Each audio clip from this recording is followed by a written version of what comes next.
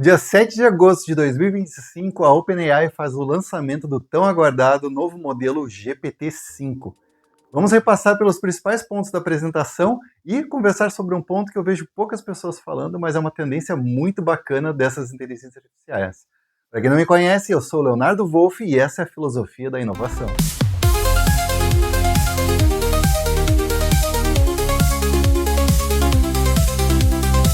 Então, se você já é conhecido aqui do canal, já vai deixando aquele like do poder. E se você é novo, seja muito bem-vindo.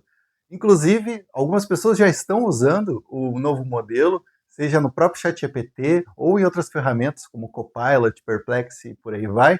Então já escreve aqui para mim nos comentários se você já está usando esse modelo, o que está achando, gostou realmente, não gostou, não sabe como ativar. Escreve que de repente eu respondo ou alguém aqui da comunidade auxilia também.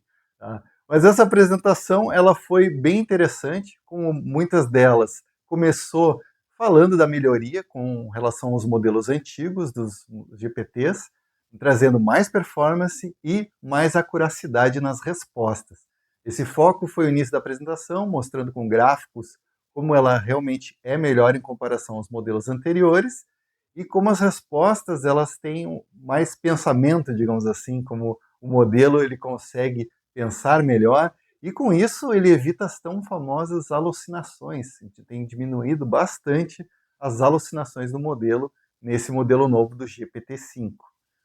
Logo em seguida, a apresentação já foi para uma parte mais da educação, mostrando como o modelo pode ajudar estudantes a fazer simulações, a fazer pesquisas, sendo mais assertivas para auxiliar nesse universo da educação, onde inclusive foi mostrado onde elementos da matemática, da física poderiam ser aplicados no modelo, com alguns prompts, e os alunos poderem fazer simulações, isso expandindo muito as áreas de conhecimento e criando novas possibilidades para auxiliar no ensinamento.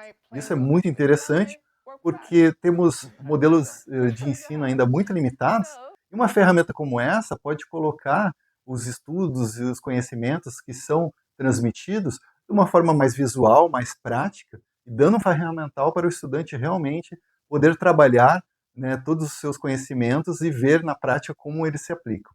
Logo depois, focou-se muito na linguagem, primeiramente falando como que a linguagem da ferramenta, né, do modelo, ela está sendo muito mais natural.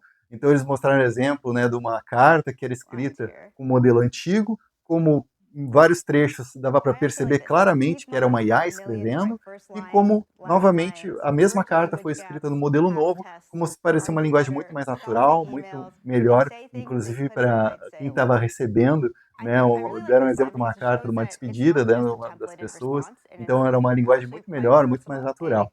Também logo depois, um dos programadores mostrou a experiência dele em querer fazer a sua namorada aprender a falar francês. Então ele usou um prompt onde somou várias das técnicas que foram já apresentadas e outras que ainda vão ser apresentadas depois, mas ele criou uma aula de francês para sua namorada, meio gamificada, né, onde tinha objetivos, metas, ganhava XP, e tinha inclusive um jogo, né, que foi desenvolvido com um prompt, né, que é uma variação do jogo Snake, né, onde ele substituiu para um ratinho comendo queijo, e cada vez que ele comia um pedacinho de queijo, uma nova palavra era ensinada. Muito interessante, ótima aplicação para esse tipo de objetivo. Indo um pouco mais além nessa parte de linguagem, o próximo engenheiro que entrou, ele mostrou como ele tem usado o GPT-5 para praticar coreano. Então ele usou a parte de voz do modelo, onde ele faz uma pronúncia e o modelo entende o que ele está falando, na língua que ele está falando, até fazendo correções, e também auxiliando na pronúncia correta de palavras.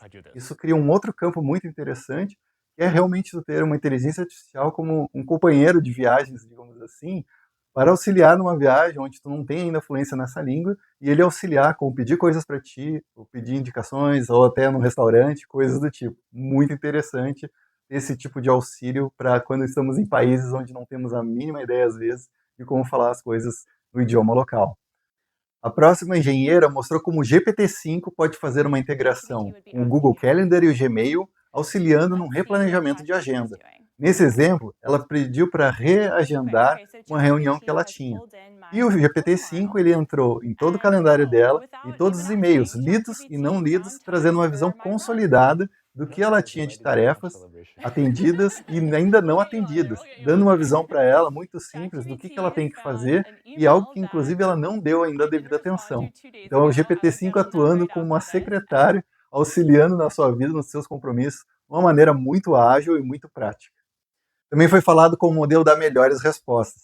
Como, por exemplo, antigamente, nos primeiros modelos de inteligência artificial, se fizesse a pergunta de como fazer pólvora, o modelo dava o passo a passo de como criar, algo muito perigoso. Tanto é que depois, os novos modelos simplesmente dizem que, me desculpe, mas eu não posso te dar esse tipo de resposta porque é perigoso.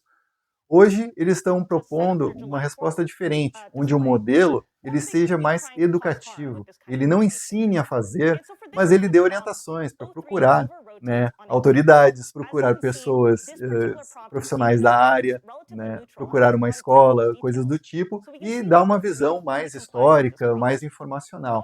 Então, em vez de dar uma resposta totalmente evasiva, ele consegue dar um contexto melhor, mais inclusivo, mais abrangente e bem mais educacional. E aqui chegou o ponto da apresentação, que eu acho bem importante, mas vejo poucas pessoas falando. Então é importante que o Sam Altman volta ao palco para falar de saúde, e chama um casal, mas para contar a história da Carolina, uma paciente de câncer, onde desde que descobriu a doença se viu numa situação muito complicada. Ela conta que quando ela recebeu o seu primeiro exame, ela só entendia 2 palavras de todo aquele exame com palavras extremamente complexas. E que num determinado momento, inclusive, quando ela já estava no tratamento do câncer, os médicos eles não chegavam num acordo com o tipo de tratamento que ela deveria seguir e voltaram para ela a decisão para seguir de qual caminho ela deveria tomar. Bom, ela conta que em todos esses momentos o GPT-5 acabou sendo um agente muito importante para ela, porque conseguiu incluir ela e dar o ferramental para ela participar do processo como um todo.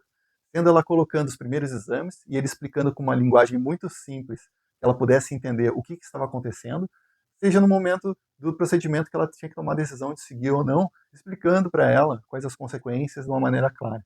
E aqui eu quero fazer uma pausa para dizer que muitas pessoas têm falado em inteligência artificial como substituição de empregos. Mas aqui eu vejo uma outra função nova que está sendo aberta e que nunca foi possível antes, porque não tinha esse tipo de ferramenta disponível para a sociedade, que é uma ferramenta de inclusão do conhecimento.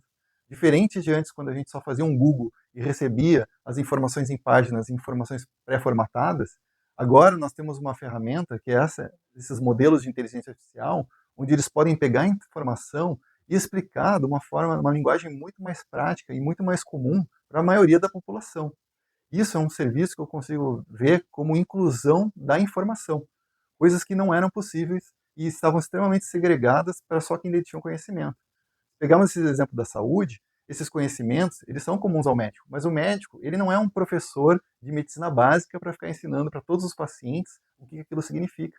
E às vezes ele não tem nem essa habilidade, porque não é a função dele. Mas hoje tu pode pegar uma ferramenta dessas e pedir para ela explicar para ti como se tu fosse uma criança de 5 anos. E a linguagem do modelo vai pegar e vai usar as palavras mais simples, com exemplos, e vai estar totalmente voltada ao que você está pedindo. Então essa atenção que eu queria dar nesse momento, que é a linguagem fazendo um papel que até então não existia. É criar uma solução que existia sim a necessidade, talvez ela não fosse tão aparente, mas cada vez tem sido mais, porque as pessoas elas querem entender melhor, elas querem fazer parte do processo, e como eles comentaram, foi importante para ela se sentir no controle da situação, ela se sentir inclusive incluída no seu próprio tratamento. E a apresentação, além da versão GPT-5, fala também das versões Mini e Nano, assim como também uma parte mais para desenvolvedores, essa parte de programação, para quem faz o vibe coding, seja para desenvolver seu software, fazer a parte de correção de bugs. Mas agora eu quero saber de você, o que você achou do GPT-5? É tudo isso aquilo que você esperava? E principalmente, o que você achou da história da Carolina? Você acha que a inteligência artificial pode cumprir esse papel que a gente comentou aqui? Deixa aqui nos comentários que eu vou adorar lê-los e conversar com vocês sobre isso. Aproveitando e agradecendo quem ficou até aqui, muito obrigado. Deixa aquele like, que é muito importante. Você pode transformar a história desse canal deixando seu like, se inscrevendo no canal para continuar recebendo conhecimentos como esse e podemos fazer reflexões juntos sobre a filosofia da inovação. E agradeço demais se puder também compartilhar esse vídeo para quem você acredita que possa se beneficiar com esse tipo de conteúdo. Eu agradeço demais, um abraço e até o próximo vídeo.